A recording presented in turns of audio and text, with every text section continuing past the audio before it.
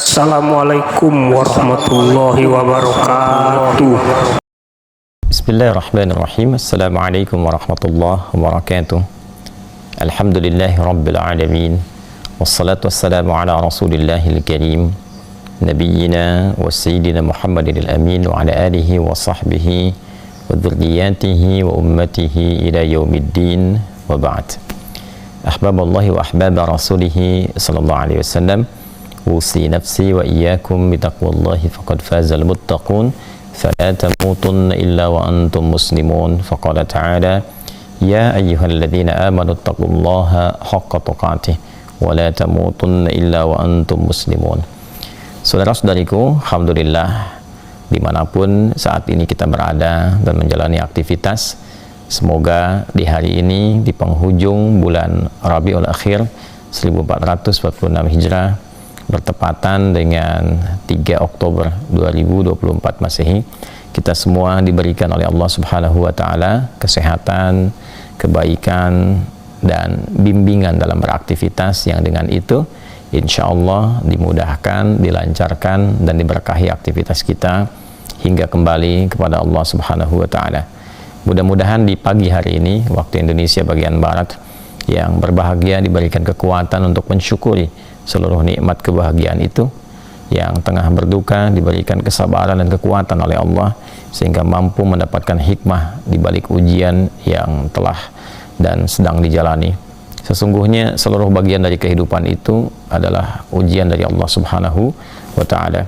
Jika ada bagian dari rasa suka yang dihadapi, menguji kita apakah kita bersyukur dengan itu semua. Jika yang tampak adalah hal yang kurang menyenangkan atau membawa kesedihan, itu juga ingin menguatkan apakah pahala dari kesabaran yang Allah titipkan kepada kita bisa kita optimalkan. Karena sejatinya baik kita menghindari ataupun juga bahkan tidak ingin mendapatinya, tetap itu semua akan dijalani untuk meningkatkan dua hal tadi yang sering kita doakan itu semua kepada Allah agar bisa bernilai pahala. Semoga sekali lagi kita diberikan kemuliaan-kemuliaan. Dalam akumulasi kehidupan kita, tentu kita meyakini bahwa seluruh apa yang kita kerjakan satu saat seluruhnya akan menjadi bekal kita untuk pulang menghadapi kehidupan berikutnya. Sebagai insan beriman, kita punya keyakinan bahwa kehidupan dunia ini sementara. Setelah itu kita akan meninggalkan dunia ini. Karena itu sering diviralkan, telah meninggal dunia si fulan, telah meninggal dunia si fulana. Ini memberikan kesan bahwa kehidupan kita tidak abadi, dan itu contoh bagi kita bahwa satu saat kita juga akan mengalami hal demikian. Karena itulah Al-Quran mengajarkan setiap ada seseorang meninggalkan kita atau bahkan juga yang terlahir dalam kehidupan ini, mesti kita melihat kebaikan-kebaikan apa yang telah ia hadirkan sehingga kita mampu belajar dari situ dan meningkatkan amal soleh kita. Walladzi khalaqal mauta wal haya liyabluwakum ayyukum ahsanu amala. Dialah Allah yang telah menciptakan kematian dan kehidupan itu supaya kita yang saat ini masih menjalani kehidupan belajar dari itu semua.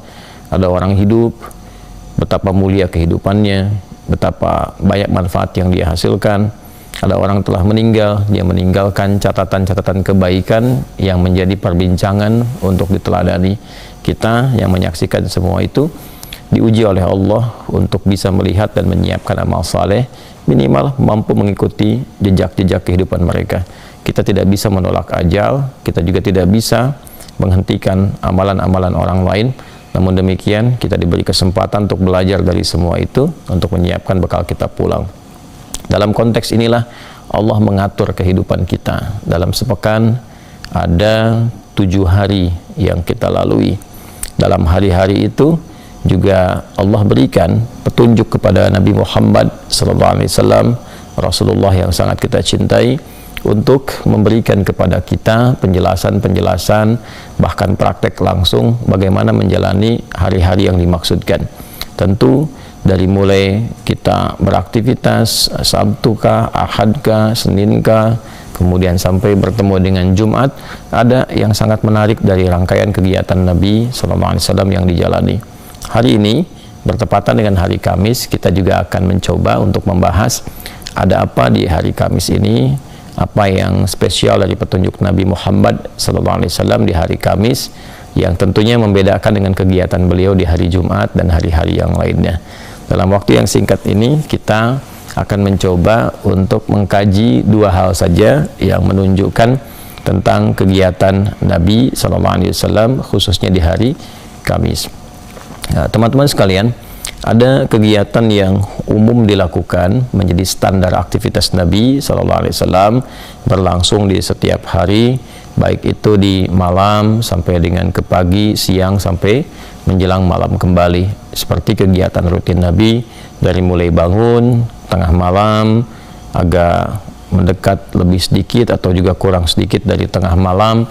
Kemudian beliau rutin saat bangun itu disebutkan dalam beberapa riwayat seperti di Sunan Abu Daud misalnya, nomor hadis 1367, dalam riwayat sahabat mulia saat itu masih junior, yaitu Abdullah bin Abbas radhiyallahu taala anhuma. Beliau berkediaman kalau yang sedang umroh ya, menyimak kajian ini berada di Mekah, itu bisa langsung kemudian dicek saat sa'i itu ya. Kemudian teman-teman kan naik ke Bukit Safa, lalu turun, nanti sebelah kanan itu ada Babus Salam. Nah, di dekat area itu kurang lebih wilayah rumah tinggalnya Abdullah bin Abbas. Beliau anaknya dari sahabat mulia Abbas paman Nabi ya sallallahu alaihi wasallam.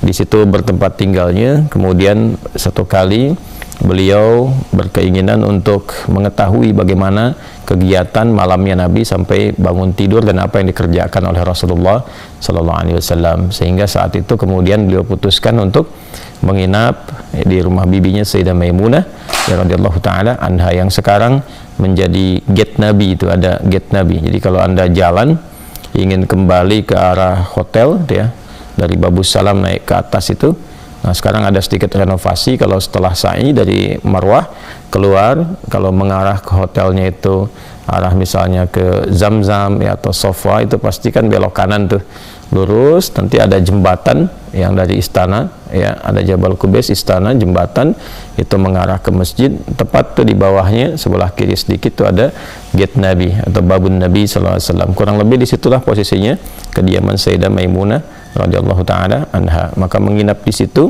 dan menyaksikan kebiasaan bangun malamnya Nabi sallallahu alaihi wasallam.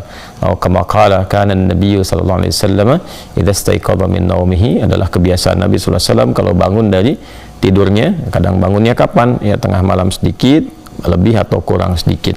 Nah, kemudian fajalasa, beliau duduk terlebih dahulu, wa masaha biyadihi min athari naumi, menghilangkan bekas kantuk, faqara khawatima Ali Imran, maka membacakan di surah Ali Imran ayat 190 sampai dengan ayat 200, yang dari inna fi khalqis samawati wal ard sampai ya ayyuhalladzina amanu sabiru wasabiru warabitu dan seterusnya.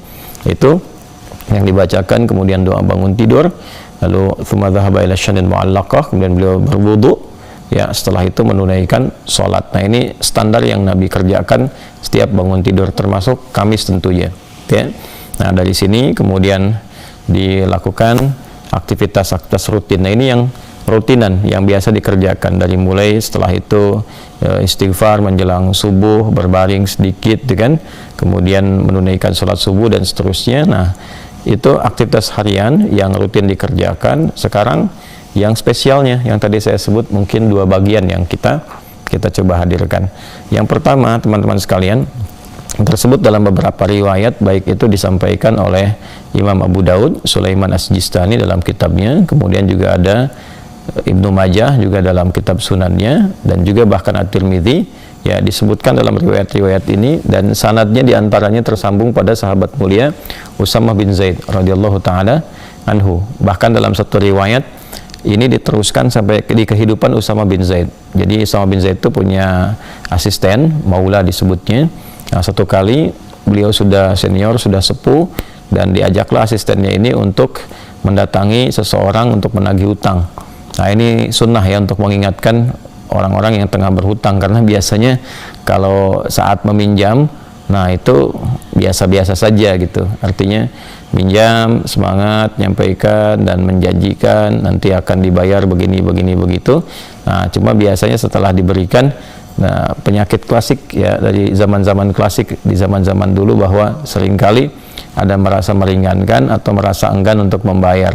Nah, ini juga perlu diingatkan.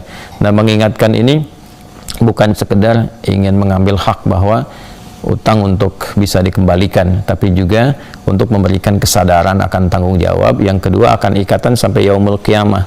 Jadi Islam itu standarnya tinggi sekali, Masya Allah ya. Bukan konteks penekanan, tapi karena rasa kasih sayang, jangan sampai nyangkut sampai hari kiamat ya. Ini berlaku umum ya. Kadang-kadang juga punya kemampuan misalnya untuk bisa mengatasi kehidupan, tidak tergantung pada piutang orang, tapi pengingat itu mesti diberikan ya. Misal ada orang minjam, yang dipinjam ini orang kaya misalnya kan, yang taruhlah tidak seberapa dipinjam itu, yang nggak mengingatkan pun mungkin tidak mengurangi standar kehidupannya, tetap tidak terpengaruh.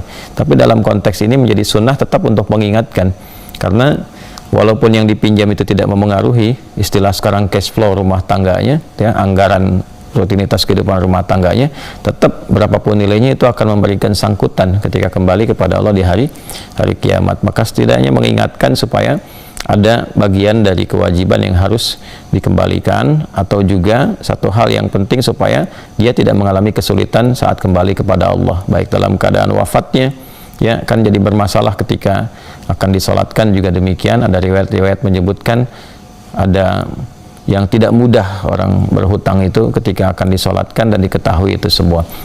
Itu nanti bisa diperdalam dalam riwayat-riwayat yang kita bisa baca dalam bab khusus yang mungkin bisa kita kaji.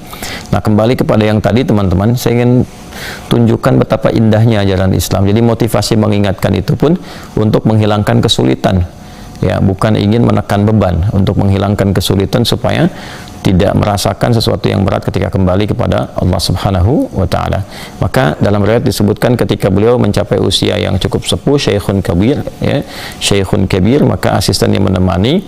Nah, dalam ditemani itulah beliau mendapati Usama bin Zaid radhiyallahu ta'ala anhu ini tengah menunaikan puasa. Maka ditanya, dianalisis oleh asistennya. Nah, inilah pentingnya kita bergaul dengan ulama ya. Ada dari sejak dulu sanadnya tersambung ini, mendampingi para ulama-ulama ya. Seperti tadi saya sampaikan, di era Nabi pun sahabat-sahabat sudah nempel ke Nabi. Abu Hurairah radhiyallahu ta'ala anhu nempel ke Nabi, bahkan tadi Ibnu Abbas juga nempel ke Nabi dari sejak kecil.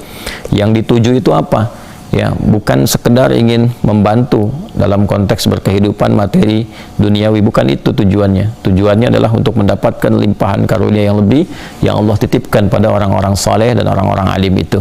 Apa diantaranya? Ilmu ya, mendekati orang-orang berilmu itu luar biasa, pancaran keilmuan dapat ya, setiap ada masalah diselesaikan dengan cepat, kemudian meneladani akhlaknya.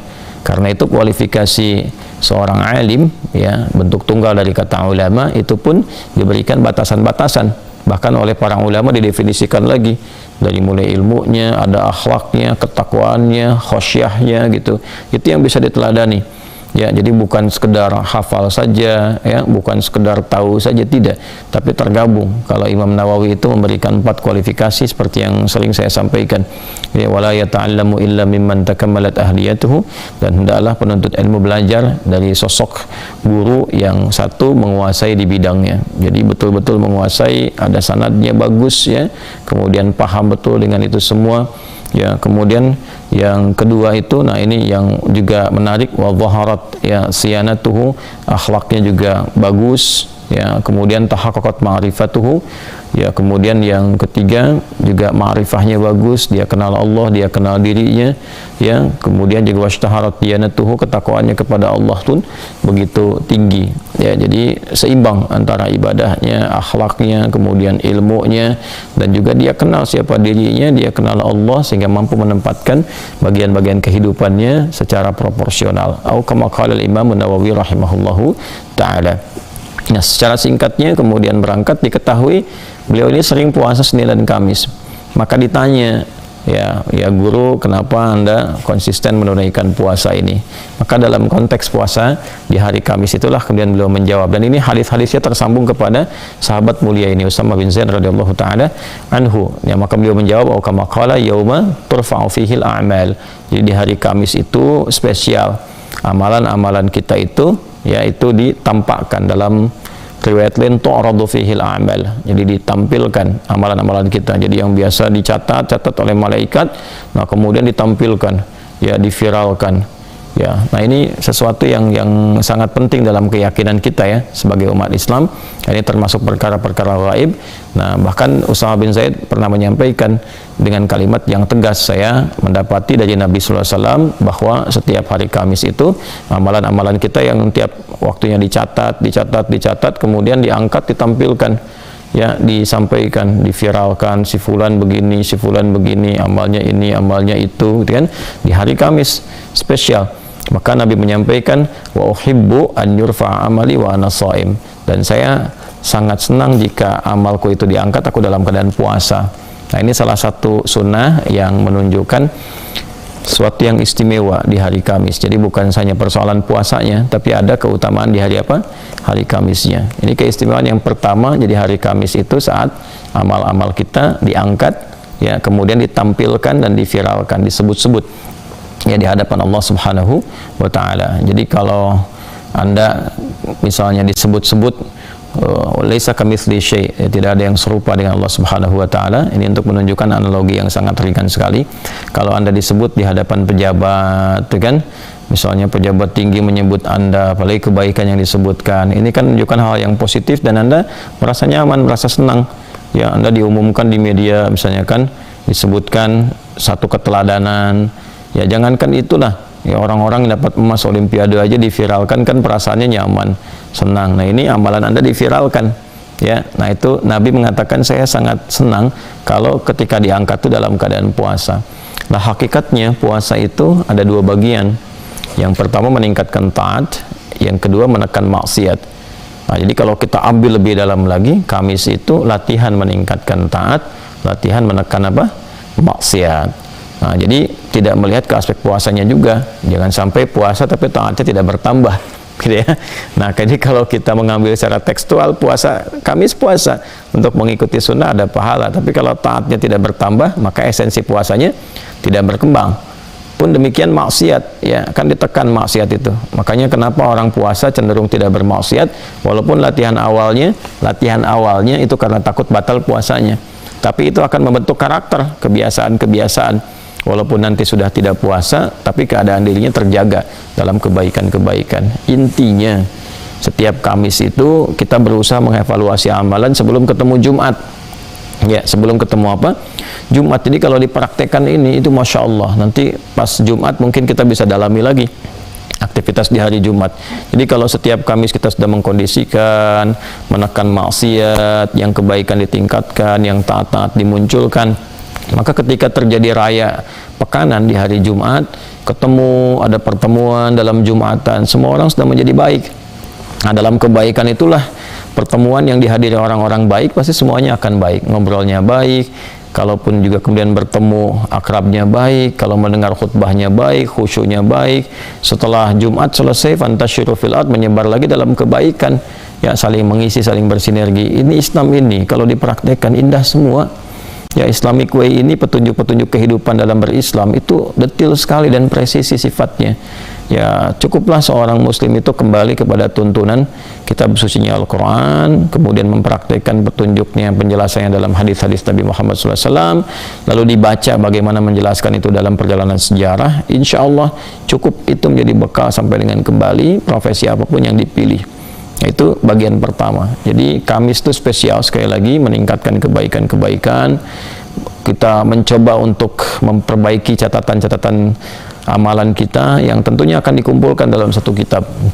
Kalau kita ngaji Al-Quran di surah Al-Isra misalnya di ayat ke-14, ya, jelas Allah SWT menyampaikan Iqra kitabak. Ya, Allah Subhanahu wa taala menegaskan Iqra kitabak kafa bi nafsika al-yawma 'alaika hasiba. Ya, ini kalau teman-teman ada mushaf di surat Al-Isra, ya, kalau yang standar halaman 283 di ayat ke-14.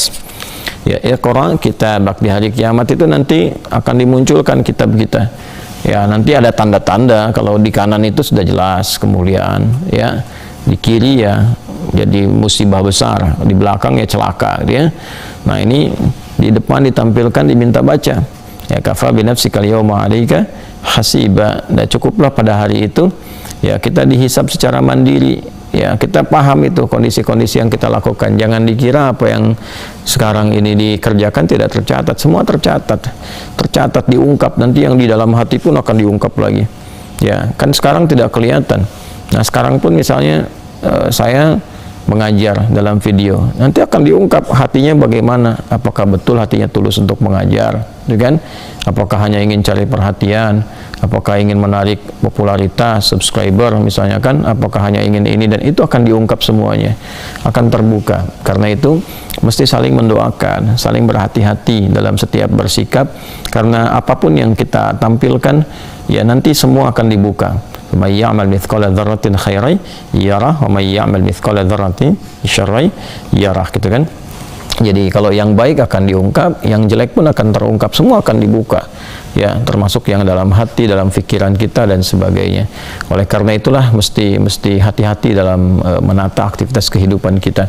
Karena dalam beberapa kondisi pengingat akhirat itu lebih penting dibandingkan dengan apa yang berlaku dalam kehidupan di dunia ini. Jadi kalau dalam konteks kehidupan kekinian, kadang-kadang ada yang kita berikan penjelasan dalam bentuk dalil, baik Al-Quran ataupun hadis atau nasihat, itu sudah tidak berlaku.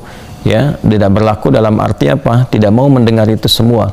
Nah, tatkala orang sudah tidak mau mendengar, tidak bisa untuk diberikan pengertian, maka yang paling akhir bisa dilakukan adalah mengingatkan tentang hukum akhirat. Jadi kalau sudah dengan hukum akhirat abai, nah biasanya terjadi sesuatu yang kurang nyaman dalam kehidupan. Karena itu penting saling mendoakan. Ya, jadi di akhirat tuh hukumnya sudah berbeda, bukan dalam konteks hukum dunia lagi. Maka kembali, sebelum catatan itu dibuka, maka hari Kamis menjadi penting bagi kita untuk mengevaluasi amalan. Cek lagi, dilihat lagi, gitu ya. Nah, ini penting saling mengingatkan untuk semuanya tanpa kecuali. Apalagi dalam konteks seperti kita mengajar saat ini, ya, yang bikin video-video juga tuh ya, content creator, ya, pembuat konten dan sebagainya di era media sosial, ataupun pengajar-pengajar offline dan sebagainya. Nah, hukum dunia, cari dunia dapat dunia. Ya, tapi cari akhirat dapat akhirat. Di mana taunya cari dunia atau cari akhirat? Nanti saat kembali ke akhirat akan diungkap keseluruhan itu. Nanti terkumpul dalam kitabnya. Kitab catatan itulah kemudian yang dibuka, ditampilkan dalam kehidupan kita. Nah, ini teman-teman sekalian ya, di hari Kamis. Nah, yang kedua, ada beberapa riwayat menunjukkan juga hari Kamis ini menjadi jadwal kegiatan mengajar Nabi Sallallahu Alaihi Wasallam bagi kalangan perempuan. Ya, tentu Nabi punya waktu-waktu tertentu ketika ada beberapa perempuan bertanya, berkonsultasi pada Nabi Sallallahu Alaihi Wasallam, bahkan berkata, ya Rasulullah, yang laki-laki itu nyaman belajarnya, atau kama qalat, ya, atau sebagaimana mereka ungkapkan, punya jadwal belajar hadis dari Anda, ya, belajar ini dan itu dan seterusnya. Maka Nabi menunjukkan, baiklah kalau begitu yang perempuan silahkan di hari ini, ya, di tempatnya ini, ya, tentukan kita akan belajar. Jadi ada juga kegiatan mengaji di zaman Nabi SAW untuk para perempuan. Kalau istilah kita pengajian ibu-ibu lah ya. Nah, ada satu riwayat yang menunjukkan Nabi SAW itu menetapkan hari Kamis diantaranya untuk pengajian ibu-ibu. Ya, ada satu riwayat demikian. Nah, saya coba menggali ke Kamis itu. Jadi kalau kita dapati Jumatnya yang pertemuan yang laki-laki ibadah Jumatan, gitu kan. Nah, yang ibu-ibu itu dikumpulkan di hari Kamis. Juga ada pengajian-pengajian yang materinya cukup beragam, dari keperempuanan, ya, fikih perempuan, sampai motivasi. Kan ada kisah yang sangat viral ketika Nabi memberikan motivasi kepada satu bagian keluarga di kalangan ibu-ibu yang punya anak yang sedang dirawat. Maka Nabi mengatakan, siapa seorang istri yang atau seorang ibu yang tengah merawat ada anak-anak 3 orang, maka dia berpotensi jadi hijab bagi ibu itu saat di neraka. Ya, jadi kalau dia bagus merawatnya, ya, jadi hijab. Yang dimaksud saat di neraka itu dibebaskan dari hijab neraka. Saat di akhirat ada ancaman dengan kesungguhan, dengan kesabaran, dengan ketakwaan, dididik anak itu dengan baik, pahala terkumpul dari situ. Setiap anaknya belajar, setiap sholat, setiap baca Quran, pahala mengalir pada ibunya. Kalau diniatkan karena Allah merawat, makanya Bu, ya, lillah itu lebih penting daripada lil mahabbah. Merawat anak karena Allah, yaitu diutamakan di atas cinta, di atas kasih sayang. Jadi sayangnya itu lillah, karena Allah. Ya, ibu sayang anak karena cinta atau karena Allah. Nah, kalau karena Allah, maka dilihat hukum-hukum Allah berlaku kepada anak. Pakaiannya Allah sukai tidak, perilakunya Allah sukai tidak. Kalau semua itu dijaga karena Allah, maka anak-anak yang dirawat itu akan jadi hijab bagi ibu di akhirat kelak, ya, dari ancaman-ancaman neraka.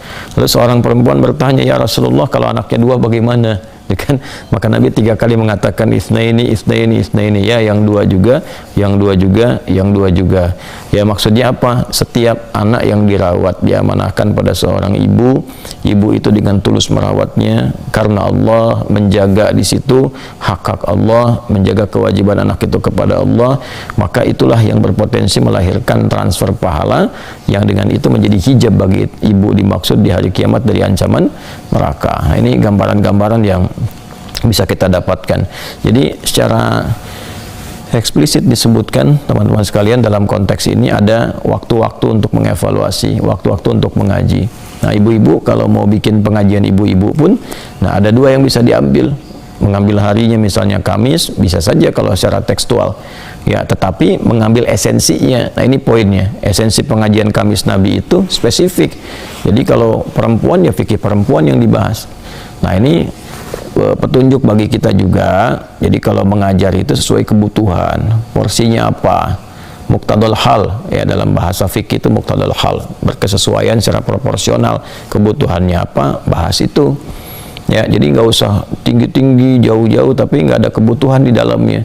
Kalau kita bahas setiap yang kita butuhkan, itu insya Allah akan terasa menyenangkan mengaji itu. Ibu-ibu bahas fikih perempuan, ya, dalam kondisi-kondisi tertentu perempuan tuh banyak bertanya kepada Nabi Sallallahu Alaihi Wasallam tentang kondisi haid, tentang kondisi mandi, tentang macam-macam. Nanti ada jawaban yang diteruskan oleh Sayyidah Aisyah radhiyallahu taala anha, kan? Kemudian di bab-bab itu ditarik kembali. Teman-teman yang di perusahaan-perusahaan, saya perhatikan suka ada pengajian tuh, ya. Saya di hari Kamis ba'da zuhur tuh, materinya sesuai dengan kebutuhan saja, ya. Kalau mau ritual yang pokok-pokok tentang cara sholat, kan, kemudian bahas tentang bab yang terkait dengan profesi Anda. Kalau bab bisnis di Quran bagaimana, di hadis bagaimana, ya, mengelola niaga yang baik seperti apa, bersikap bagaimana. Nah, itu dibahas saja itu. Nanti yang TNI membahas tentang fikih-fikih militer dan seterusnya, yang Polri tentang ketertiban, bimbingan masyarakat dan sebagainya, ya, yang pejabat-pejabat kitabul imarah, ya, bimbingan dalam menata pemerintahan seperti apa, keadilan itu bagaimana, yang di kehakiman bahas tentang tuntunan di Quran dengan hadis, ya, terkait dengan unsur-unsur kehakiman, tentang pengadilan, tentang hakim, yang pengacara, yang jaksa, demikian seterusnya dibikin. Kalau semua itu bisa dipelajari secara proporsional, maka mengaji itu menyenangkan karena sesuai dengan kebutuhan, petunjuknya dijalani sesuai dengan aktivitas yang dilakukan. Nah, inilah keutamaan hari Kamis, teman-teman sekalian. Tentu kalau kita bisa hadirkan petunjuk-petunjuk ini, itu akan sangat menyenangkan kita dapati di hari A, hari B, hari C, bukan karena harinya, tapi lebih bagaimana menata kegiatan, ya, supaya lebih efektif, lebih baik, dan lebih bernilai di hadapan Allah Subhanahu wa taala sesuai dengan petunjuk Rasulullah sallallahu alaihi wasallam. Saya kira itu yang bisa kita bahas di pertemuan kali ini, walaupun singkat, padat, mudah-mudahan ada manfaatnya. Jadi kesimpulan cepatnya, hari Kamis adalah hari yang punya keistimewaan, setidaknya yang pertama sebagai hari ditampilkannya amalan kita. Oleh karena itu di hari Kamis ini kita diarahkan untuk mengevaluasi diri, menampilkan yang baik-baik, mengoreksi yang tidak baik, sehingga akumulasi amalan kita tercatat dalam keadaan yang baik. Saat diungkap di akhirat kelak ketika kita kembali, maka terungkap dalam keadaan yang membahagiakan, menyenangkan, dan diliputi oleh rahmat. Yang kedua adalah memetakan kembali jalan hidup untuk dipelajari, sehingga dengan itu kita memiliki kurikulum hidup yang terukur, yang sistematis, yang digambarkan dalam bentuk kajian-kajian di era Nabi sesuai dengan kebutuhan dan porsinya. Demikian disampaikan, semoga bermanfaat. Mohon maaf bila ada yang kurang berkenan. Semoga Allah merahmati kita semua. Subhanakallahumma rabbana wa bihamdika, nasyhadu an la ilaha illa anta, nastaghfiruka wa natubu ilaik. Wa akhiru da'wana anil hamdulillahi rabbil alamin. Assalamualaikum warahmatullahi wabarakatuh.